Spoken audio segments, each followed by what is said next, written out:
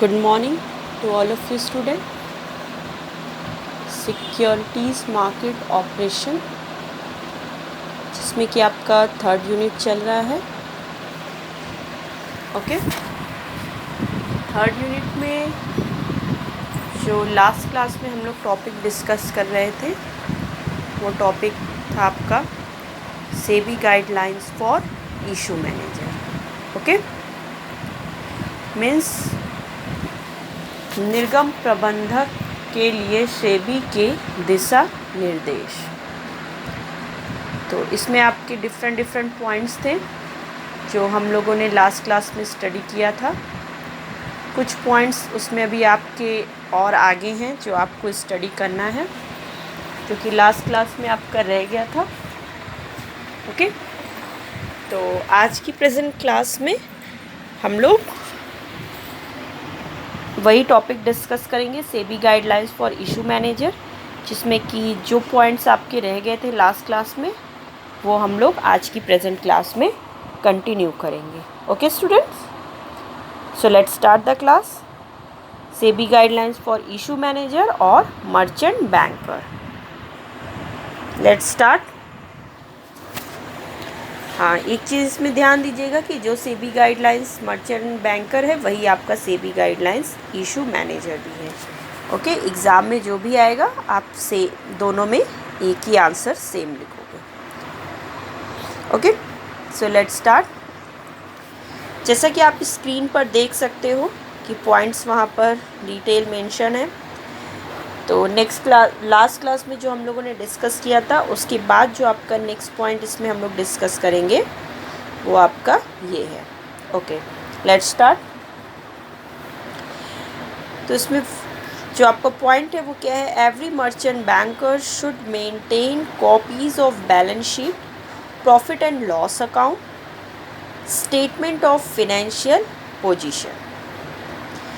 तो सेबी की तरफ से ये भी मर्चेंट बैंकिंग के लिए या मर्चेंट बैंकर के लिए गाइडलाइंस सेबी ने इशू किया है कि मर्चेंट बैंकर जो भी सिक्योरिटीज़ मार्केट में जितने भी मर्चेंट बैंकर्स हैं जो कि रजिस्टर्ड हैं और जो कि सिक्योरिटीज़ डीलिंग का काम कर रहे हैं, मीन्स जो सिक्योरिटीज़ मार्केट में सर्विस प्रोवाइडर है, तो एवरी मर्चेंट बैंकर को, मीन्स प्रत्येक मर्चेंट बैंकर को, हर मर्चेंट बैंकर को ये कंपल्सरी है कि उसे अपने एक फिनेंशियल पोजीशन स्टेटमेंट का, प्रॉफिट एंड लॉस का एंड बैलेंस शीट की कॉपीज़ को उसे मेंटेन करना है. मीन्स सेबी की तरफ से मर्चेंट बैंकिंग के लिए ये गाइडलाइंस है कि हर मर्चेंट बैंकर को एक कॉपी बैलेंस शीट की, प्रॉफिट एंड लॉस अकाउंट की उसके और उसके फिनेंशियल पोजीशन स्टेटमेंट की एक कॉपीज़ नहीं, मीन्स उनकी जो कॉपीज़ है ढेर सारी 2, 3, 4 कॉपीज़ उनको मेंटेन करनी चाहिए. Every merchant banker should maintain copies of balance sheet, profit and loss account and statement of financial position. Okay, clear it? Next आ जाइए. नेक्स्ट जो आपका पॉइंट है, half yearly unaudited result should be submitted to SEBI. Okay, next जो SEBI की guidelines है merchant banker के लिए वो ये है कि मर्चेंट बैंकर्स को अपने जो अनऑडिटेड रिज़ल्ट हैं उनको हाफ ईयरली सेबी के पास सबमिट करना होगा. मीन्स एवरी 6 मंथ्स जो मर्चेंट बैंकिंग की फिनेंशियल पोजीशन की जो रिज़ल्ट है, मीन्स जो स्टेटमेंट की फाइंडिंग से जो रिज़ल्ट है उनको एवरी 6 मंथ और आफ्टर 6 मंथ्स मर्चेंट बैंकर को सेबी के पास, भले ही वो ऑडिट हुए हो या ना हो, अनऑडिटेड हो, वो सेबी के पास सबमिट करना कंपल्सरी है. ओके, क्लियर है? नेक्स्ट आइए. Merchant bankers are prohibited from buying securities based on the unpublished price sensitive information of their clients. Merchant bankers को इसके लिए प्रोहाइबिटेड किया गया है सेबी की तरफ से कि मर्चेंट बैंकर को जो भी अनपब्लिश्ड प्राइस सेंसिटिव इंफॉर्मेशन है क्लाइंट्स की Merchant bankers are prohibited from buying securities based on the unpublished price sensitive information of their client.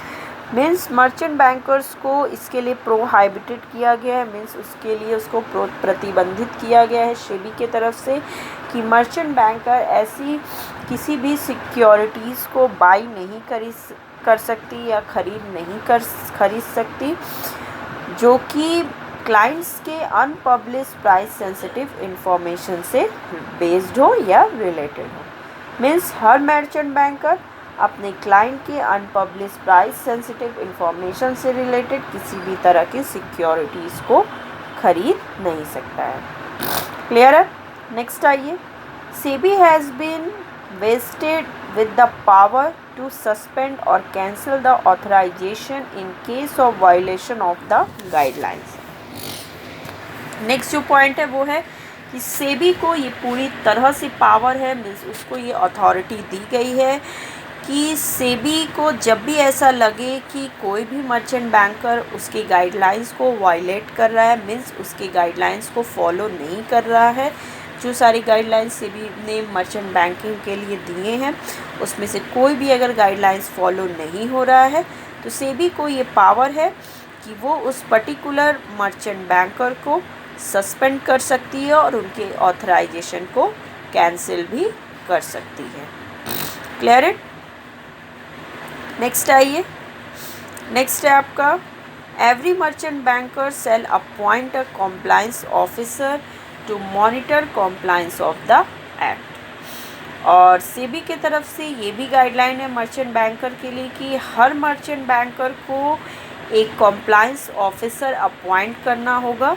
जितनी भी एक्ट से रिलेटेड जितने भी कॉम्प्लाइंस हैं उनको मॉनिटर करने के लिए एवरी मर्चेंट बैंकर को, हर मर्चेंट बैंकर को अपने पास एक कॉम्प्लाइंस ऑफिसर भी अपॉइंट करना होगा जो कि एक्ट से रिलेटेड सारी चीज़ों को मॉनिटर कर सके। ओके, क्लियर है? नेक्स्ट आइए, नेक्स्ट पॉइंट है आपका SEBI has the right to send inspecting authority to inspect books of accounts, records etcetera of merchant bankers. Next जो गाइडलाइन है वो ये है कि सेबी को ये भी पूरी तरह से राइट है, मीन्स उसको ये अथॉरिटी दी गई है कि सेबी इंस्पेक्टिंग अथॉरिटी को, जो जांच करने वाले अधिकारी हैं, उनको भेज सकती है किसी भी मर्चेंट बैंकर के बुक्स ऑफ अकाउंट्स और उनके रिकॉर्ड्स को इंस्पेक्ट करने के लिए। मीन्स सेबी मर्चेंट बैंकर के बुक्स ऑफ अकाउंट्स को, उनके लेजर्स को, उनके अकाउंट्स को, उनके रिकॉर्ड्स को जांचने के लिए इंस्पेक्टिंग अथॉरिटी मीन्स जांच अधिकारी को अपॉइंट करके उनके पास जांच के लिए भेज सकती है। क्लियर है? नेक्स्ट आ जाइए, नेक्स्ट है आपका Inspections will be conducted by SEBI to ensure that provisions of the regulations are properly complied. Inspection जो भी जांच होगा वो सेबी कर सकती है, मीन जो भी इंस्पेक्शंस होगी वो सेबी जांच करेगी। वो ये देखती है कि जो भी मर्चेंट बैंकर हैं वो उनके मीन्स जो भी रेगुलेशंस हैं, जो गाइडलाइंस है सेबी ने जो इशू किए हैं उनकी प्रोविज़न्स को, मीन्स SCRA एक्ट 1956 के जो भी प्रोविज़न्स है मर्चेंट बैंकर से रिलेटेड, उनके प्रोविज़न्स प्रावधान को मर्चेंट बैंकर प्रॉपरली फॉलो कर रहे हैं कि नहीं। ओके, इसके लिए सेबी इंस्पेक्शन जांच कर सकती है, उसको ये पावर है कि वो किसी भी मर्चेंट बैंकर के यहाँ जा कर के इसकी जांच कर सकती है। Okay, clear it? नेक्स्ट आ जाइए, नेक्स्ट है SEBI will give authorisation for a merchant banker to operate for 3 years only. SEBI जब भी मर्चेंट बैंकर जो भी सेबी के पास रजिस्टर्ड होते हैं तो सेबी उनको 3 साल के लिए ही सिर्फ मर्चेंट बैंकिंग की एक्टिविटी करने के लिए उनको परमिशन दे सकती है। Without SEBI's authorisation merchant bankers can't approve, means बिना सेबी के ऑथराइजेशन के, उसके अप्रूवल के लिए बिना किसी अप्रूवल के मर्चेंट बैंकर जो हैं वो अपना वर्क, अपना बिजनेस नहीं कर सकते।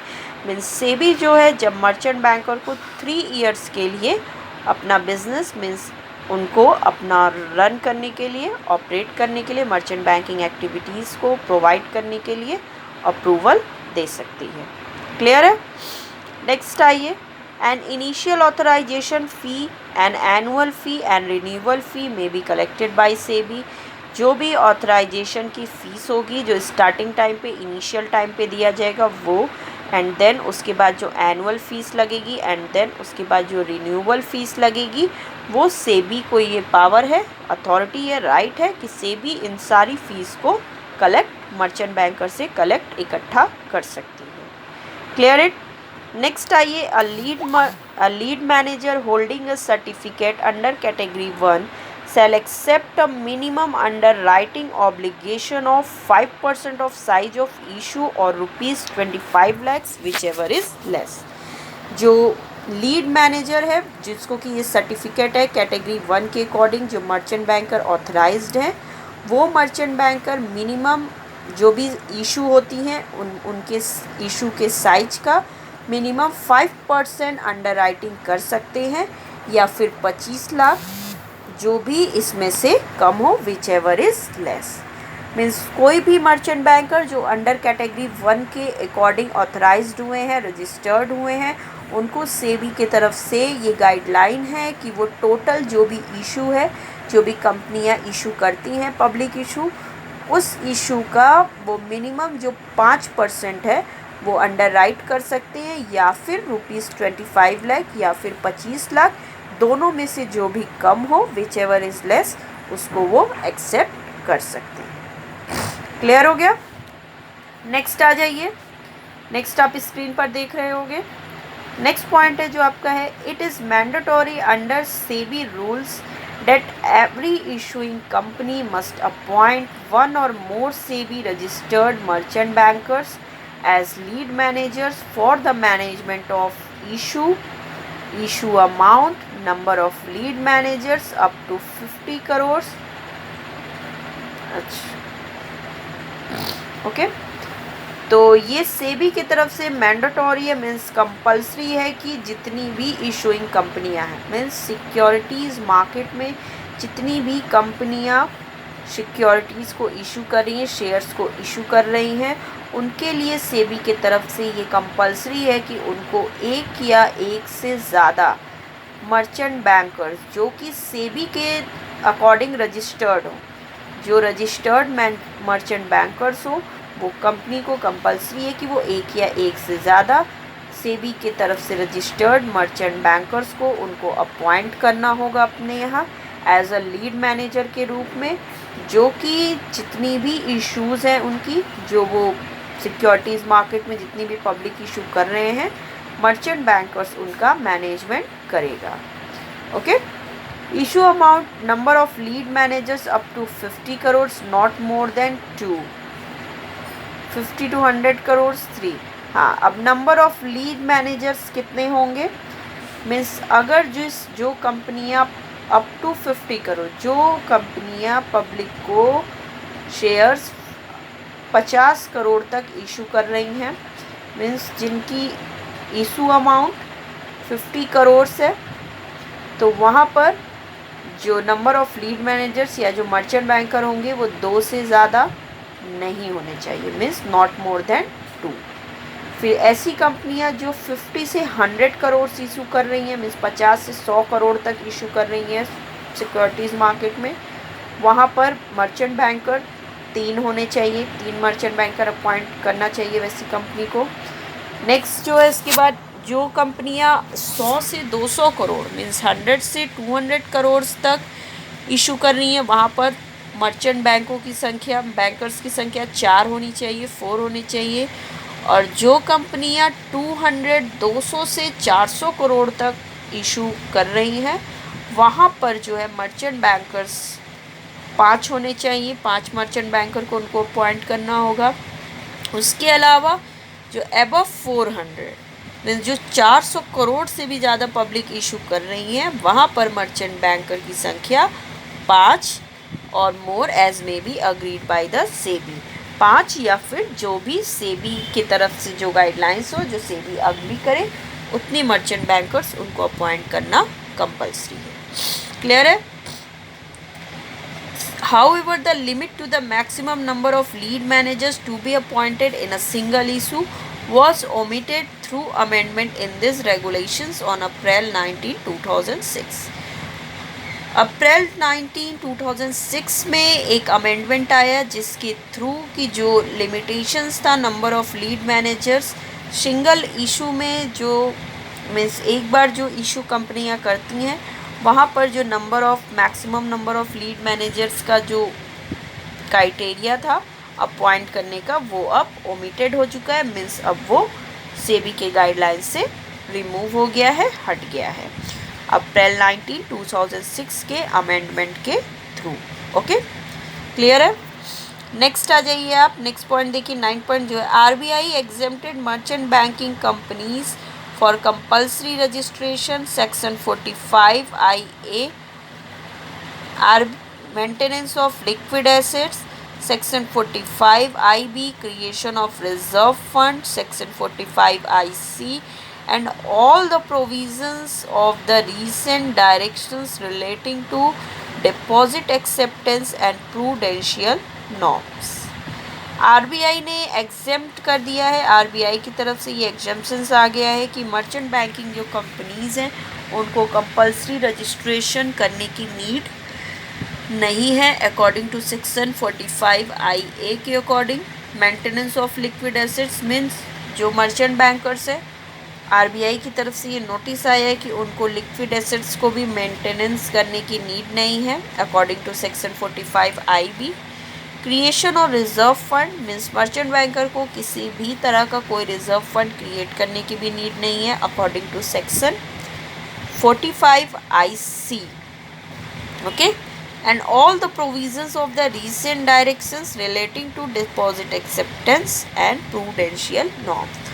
और इसके अलावा जितने भी प्रोविजंस है रीसेंट डायरेक्शंस के, जो कि डिपॉजिट एक्सेप्टेंस से एंड जो कि प्रूडेंशियल नॉर्म से रिलेटेड हो, उन सभी से भी आरबीआई ने मर्चेंट बैंकर को एग्जेम्पशंस प्रोवाइड किया है। ओके, क्लियर है? नेक्स्ट उसमें आगे आपका कुछ कंडीशंस हैं जो कि आरबीआई और सेबी के तरफ से है मर्चेंट बैंकर्स के लिए। कुछ कंडीशंस भी हैं, वो क्या कंडीशन है स्टार्ट करते हैं। Such companies are registered with SEBI under section 12 of the SEBI act 1992 and are carrying on the business of merchant banker in accordance with rules or regulations framed by the SEBI।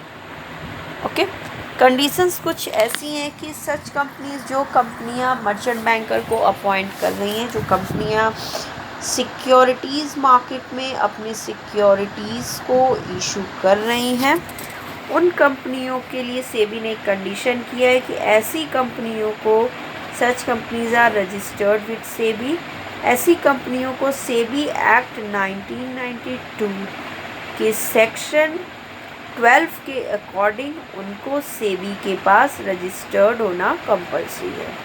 Means जो कंपनियां securities market में shares को issue कर रही हैं, जो भी issue के थ्रू पब्लिक से पैसा कलेक्ट कर रही हैं, ऐसी कंपनियों को सेबी एक्ट 1992 के सेक्शन 12 के अकॉर्डिंग ऐसी कंपनियों को सेबी के पास रजिस्टर्ड होना कंपल्सरी है।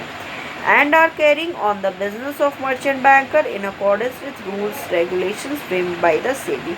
और ऐसी कंपनियों को सेबी के द्वारा जो भी मर्चेंट बैंकर से रिलेटेड ऐसी कंपनियों को सेबी के द्वारा जो भी मर्चेंट बैंकर से रिलेटेड रूल्स एंड रेगुलेशंस दिए हुए हैं, वो सारी रूल्स एंड रेगुलेशंस उनको अपने बिजनेस को रन करने में फॉलो करनी है। ऐसी कंपनियां जब भी मर्चेंट बैंकर को अपने पास अपॉइंट करेंगी तो उनको सेबी के तरफ से जो भी मर्चेंट बैंकर से रिलेटेड रूल्स एंड रेगुलेशंस है उनको भी उसे फॉलो करना कंपल्सरी है। क्लियर है? नेक्स्ट देखिए, they require securities only as part of their merchant banking business. ठीक है, ऐसी कंपनियां सिर्फ सिक्योरिटीज़ को तभी रिक्वायर्ड करेंगी as part of their merchant banking business. Means जो ऐसी कंपनियां जो कि सिक्योरिटीज़ मार्केट में अपनी सिक्योरिटीज़ को इशू कर रही हैं, ऐसी कंपनियां उन सिक्योरिटीज़ को सिर्फ as a part of merchant banking business के रूप में ट्रीट करेंगी। मीन्स जो भी सिक्योरिटी से रिलेटेड जितने भी वर्क है वो आपका ऐसी कंपनियों में मर्चेंट बैंकर परफॉर्म करेगा। क्लियर है? नेक्स्ट एंड लास्ट है इसमें, दे डू नॉट एक्सेप्ट और hold public deposit exemptions from RBI regulations. ऐसी कंपनियां पब्लिक डिपॉजिट्स को ना तो एक्सेप्ट कर सकती हैं और ना होल्ड कर सकती हैं। ये आरबीआई की तरफ से उनको एग्जेम्पशंस दिया गया है कि ऐसी कंपनियां जो कि सिक्योरिटीज़ मार्केट में इशू कर रही हैं, ऐसी कंपनियां किसी भी तरह से पब्लिक डिपॉजिट को ना तो एक्सेप्ट करेंगी, ना स्वीकार करेंगी और ना ही होल्ड करके अपने पास रख सकती हैं। ओके, तो क्लियर हो गया? ये थे आपके SEBI guidelines for issue manager और मर्चेंट बैंकर्स। तो आज आपका ये टॉपिक फिनिश हो गया। तो ये टॉपिक जो आपका था SEBI guidelines for issue manager और मर्चेंट बैंकर, इसमें आपको इतना ही पढ़ना है। ये सारी गाइडलाइंस थी सेबी की। Okay students, okay. तो अब नेक्स्ट क्लास में इसमें जो हम लोग का नेक्स्ट टॉपिक है वो हम लोग नेक्स्ट क्लास में डिस्कस करेंगे और ये टॉपिक आज आपका यहीं पर ओवर हुआ। Okay, so the present class is over.